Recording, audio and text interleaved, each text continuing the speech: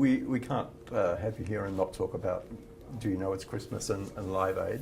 Tell me about the pressure of writing the song initially. The pressure about writing Do They Know It's Christmas? There was no pressure. I wasn't sure it was ever going to come to fruition. Bob's a great character. You've obviously met him and interviewed him. He's quite a stalwart being. But I thought, yeah, okay, this is even just trying to get the record made was climbing a mountain. Well, maybe not a mountain range. When you get over the first one, you can see a bigger one in the distance, and then you over that, the bigger one's even, further and higher. And I just thought it might never come to anything. So when Bob and I spoke on the telephone, I hadn't seen the footage that the BBC had shown, the initial footage of the famine in Ethiopia in '84. And he said, look, I've just seen this and it's disgusting and I want to do something, but the Boomtown Rats are finished. We're not big enough to get any interest on this, but you can help.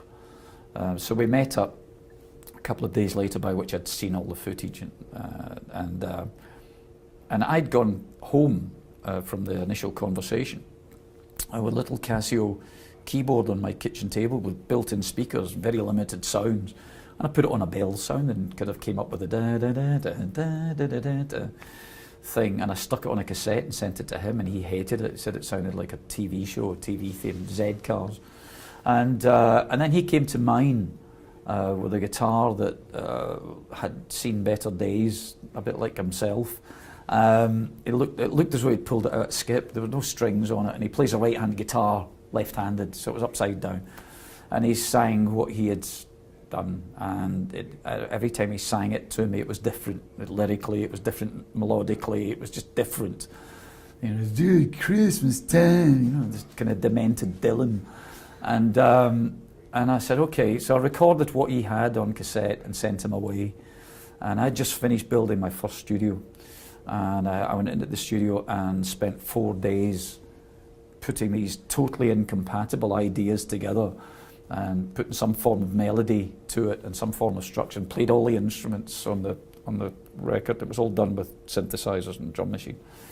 And he went off and bludgeoned artists to come along. So from the moment that we actually met, the thing grew. We'd scaled the first mountain and the second mountain and the third mountain, and he just had this amazing knack of pulling people in. So by the time we met up, he'd already got Simon Le Bon from Duran, and he'd already got Gary Kemp from Spandau Ballet, and he'd spoken to Sting, and they just kind of kept coming. Once people saw what this was all about, they offered their services. So yeah, 4 days doing this. At the time, he wanted Trevor Horn to produce the record because he was the hottest producer in the UK at the time. But Trevor takes notoriously 6 weeks to make a single, which would have missed Christmas, which kind of, made the whole thing redundant. So I just said, look, I'll do it. It's fine. I'll finish it off. And Trevor gave us 24 hours at Psalm Studios in London to record the vocals and Phil Collins drums and mix the record. And that's the bit that's up there on the internet. Everyone can see that, the kind of documented history of it all.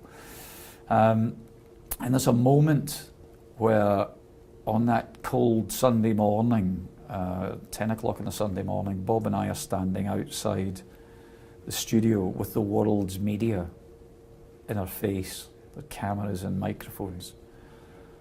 And we had no idea who was coming. Because we hadn't spoken to an adult. We'd spoken directly to the artists who probably didn't write down the information. Bob leant across to me and said, if it's just the Boomtown Rats and Ultravox, we're fucked. And I said, yeah, we are. And they all turned up.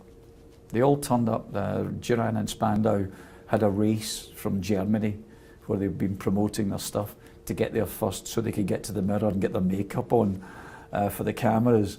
They just rolled up. Sting turned up with these dogs. Bananarama turned up in a Volkswagen Golf. Paul Weller turned up on the tube with some kind of communist newspaper under his arm or whatever. I don't know. But they were all there. And it was just amazing. You know, I sat in the control room for 24 hours making this thing.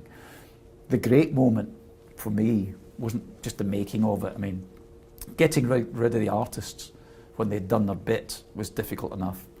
Then I had to try and mix the record and have it finished, because it had to be in the pressing plants at 8 o'clock the next morning to have it pressed and the sleeve made and sent out to the retailers. And I got in the car, exhausted, to drive home, and Bob took a cassette to the BBC, to Radio 1, to the breakfast show. And as I'm driving home, I hear Bob on the radio entering the studio, and they played the cassette, which is unheard of. The BBC don't play cassettes. It doesn't have a number, it doesn't have a code. And it sounded great. And the moment it finished, they rewound the cassette and they played it for a second time, which again, the BBC do not do. And at that moment, I knew there was something magnificent going on.